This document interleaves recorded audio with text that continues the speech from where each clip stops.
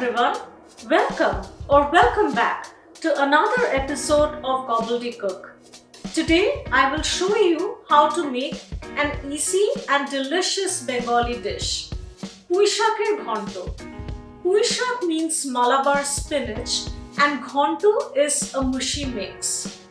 As any Indian might know, Bengalis are reputed to be voracious fish eaters, but actually 80 to 85% of our recipes are made of vegetarian dishes. Just as the fertile rivers of Bengal yielded voluminous hauls of fish, the alluvial riverbeds were highly conducive to the growth of a wide variety of grains and vegetables.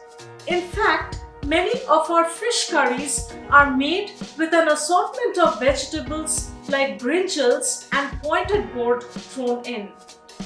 Hang in there and let's chat some more after the music.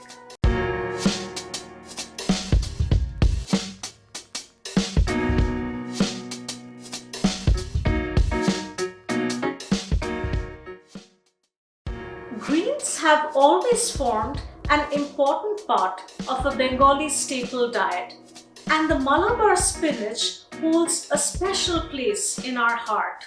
The earthy flavor, mildly slimy texture, and rich taste of this ingredient never fails to tickle the taste buds or soothe the palate. Even the gastric ailments that a Bengali bhadralok or gentleman is perpetually plagued with cannot deter him from finishing a plate of hot rice and pui shak.